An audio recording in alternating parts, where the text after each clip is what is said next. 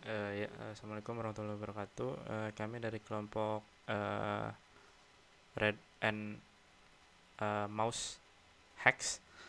Di sini beranggotakan saya Ihsan Saiful Hadi, Firly, dan Muhammad Haikal. Untuk game dari yang kita kembangkan itu ada beberapa penambahan fitur maupun peningkatan fitur ya. Yang pertama itu adalah penambahan fitur combat system dan enemy health system. Kemudian yes, enemy health system. Untuk selanjutnya ada penambahan enemy AI menggunakan nav mesh. Sebenarnya itu dulu ya, enemy AI dulu, baru si combatnya. Jadi kita langsung aja kita lihat ya. Nah di sini ya. eh dari yang saya buat, dari saya yang tambahkan fiturnya. Sini saya udah menambahkan enemy AI menggunakan nav mesh ya, seperti yang sudah ada tutorialnya gitu ya. Nah di sini untuk menambahkan nav mesh-nya itu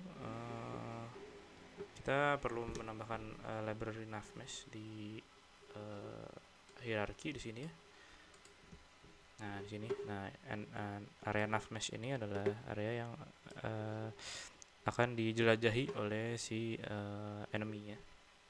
Ini jangkauan area jelajahnya itu segini lah. Dan ini itu layer yang kita jelajahi untuk si enemy itu kita spesifikan itu ground, yaitu brick-brick yang ini nih, ground. Kemudian itu dengan penambahan coding yang adalah banyak. Untuk kalau dijelaskan satu-satu mungkin agak lama ya. Jadi Betul. gitu aja. Lalu ada combat system untuk si playernya, supaya kalau sebelumnya itu yang AI enemy itu memfungsikan enemy supaya menyerang player ya. Namun si playernya belum bisa melawan. Nah, di sini saya menambahkan fungsi combat system dari si playernya. Kita coba play dulu, nanti saya jelaskan lebih lanjutnya. Jadi gini.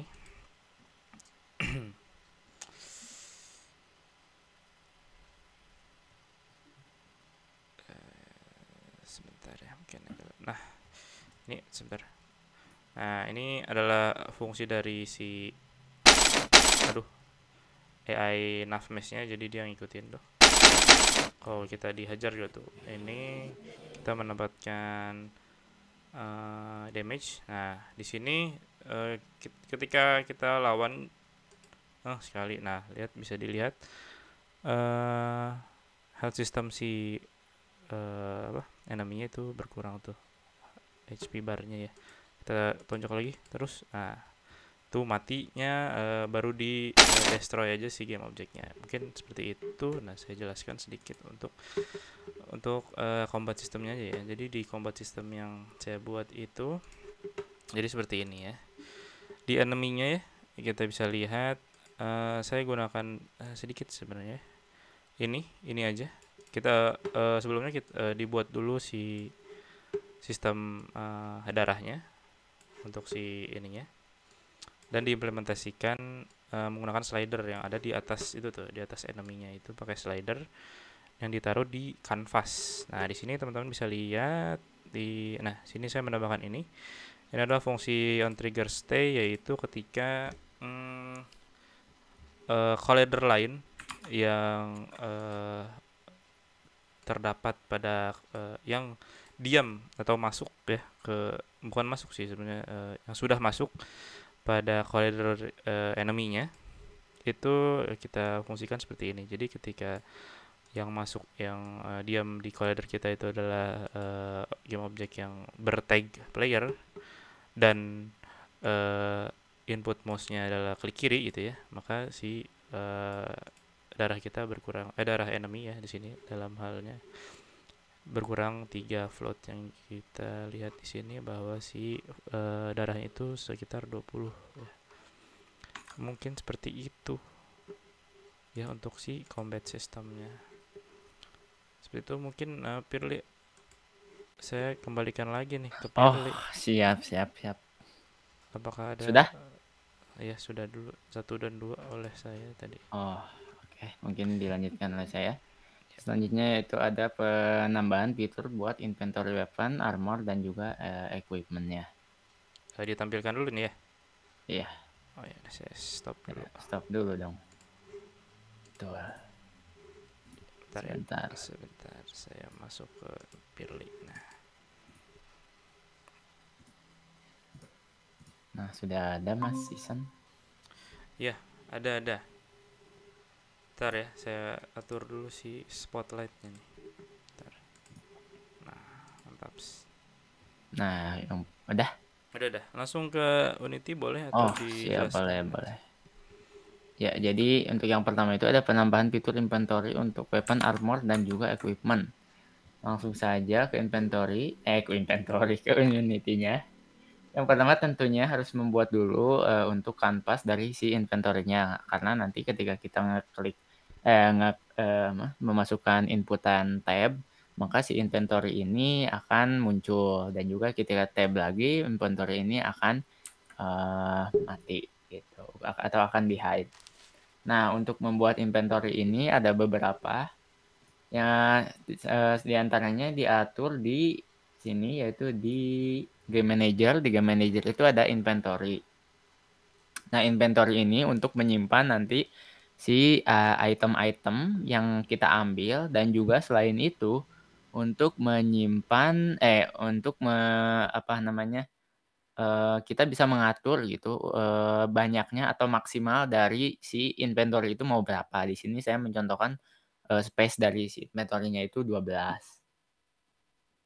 Nah, selain itu juga dalam inventory itu ada beberapa itemnya tentu, cuman di sini untuk itemnya itu masih berbentuk cube ya, atau ini masih basicnya, jadi belum diganti oleh prefab yang sudah disiapkan.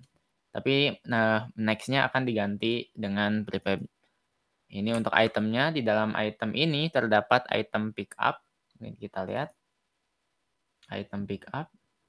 Nah, si item pick up ini berfungsi untuk nanti untuk kita mengambil si itemnya.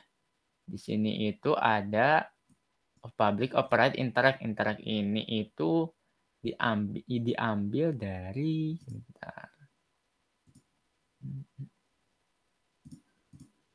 open inventory. Oh, nggak salah. Mana ya? Mana san interact? Lupa.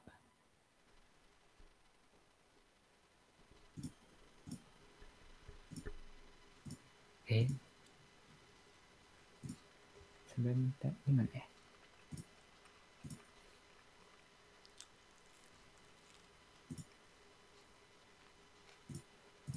Interact. Aduh, lupa saya di mana. Oh, gini aja kali ya. Jadi si interact ini sebelumnya saya sudah buat public void interact. Public void interact ini nantinya akan di-override atau diganti sama ini. Yaitu ini itu akan ngeeksekusi base interact sama pick up. Function pick up. Function pick up ini dia akan si boolean ini, kita yang sudah dibuat, boolean ambil, nanti si itemnya akan ditambahkan. Seperti itu. Kalau itemnya udah ditambahkan atau telah diambil, maka si game objeknya di-destroy gitu.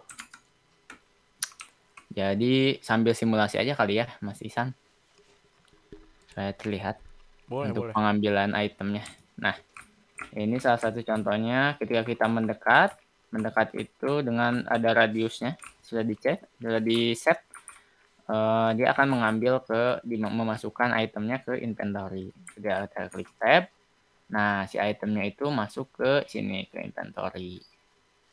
Terus juga di sini itu sebenarnya sudah bisa secara fungsi sudah bisa untuk menggunakan itemnya, cuman secara UI-nya belum diimplementasikan. Ini itu bisa terlihat ketika kita misalnya ambil dulu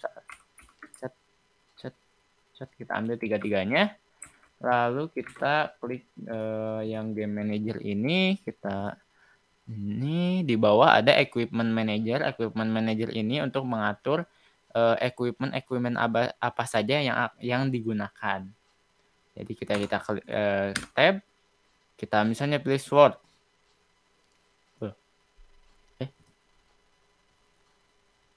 Nah error. Ada error apa, Mas? Oh, ini ngebug, Mas. Oh, ya udah. Bentar.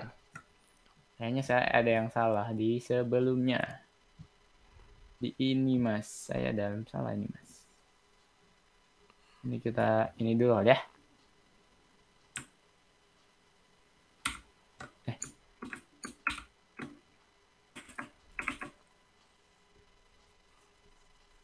Kita ini dulu kali, apa namanya? Ini dulu. Kalau nggak di unrun ini masih bisa dieksekusi. Bisa. Bisa ya. Ya, Mas. Ini matiin dulu. Ini inventory. Current item. Oh, ini enggak, Mas.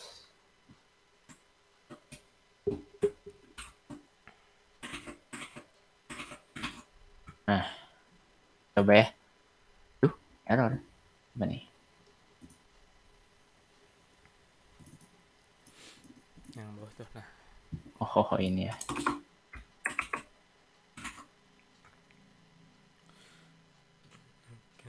Tadi itu saya lupa, belum dicoba. Run aja. Apa-apa. Eksperimen. Ini ambil. Nah, jadi ketika tab, kita pilih. Nah, set.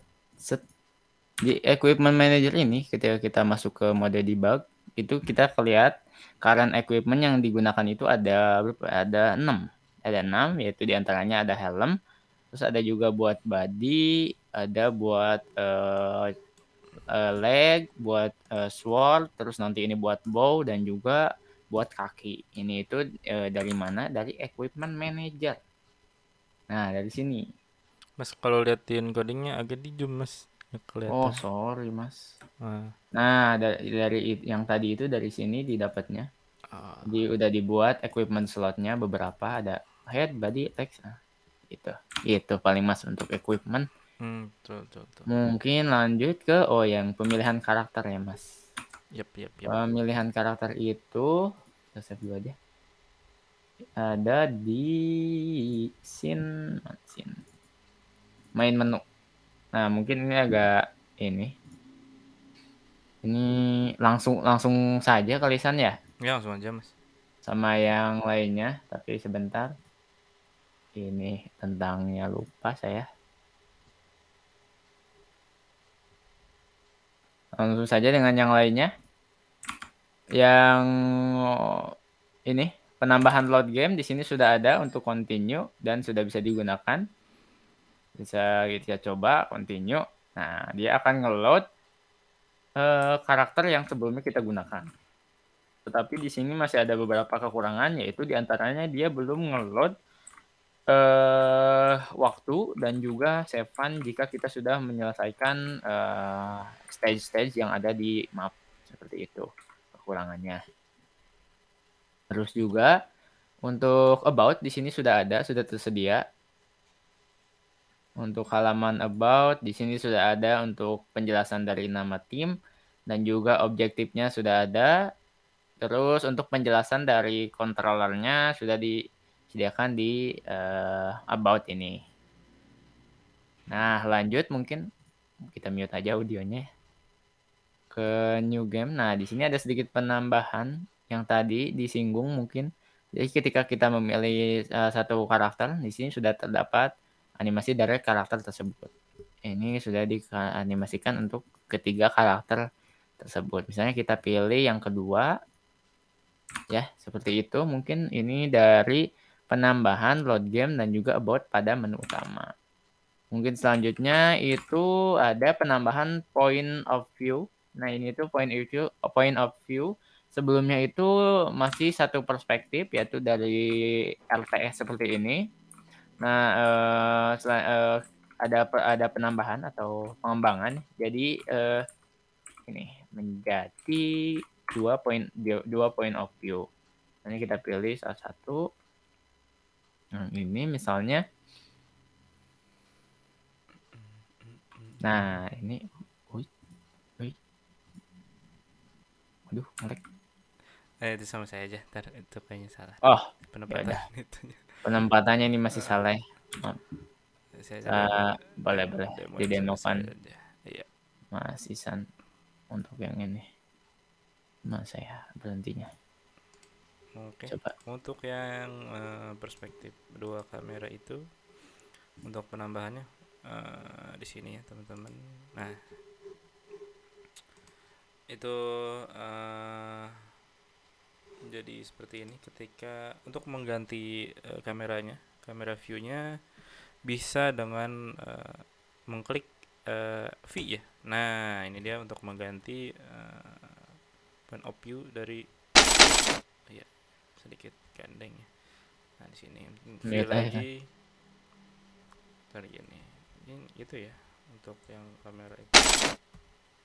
Yang finish enggak ada ini. Oh, finish dalam stage yang ini ini ada complete stage ketika sudah mencapai titik akhirnya ya. Collect as much as you can ya. Waduh ya.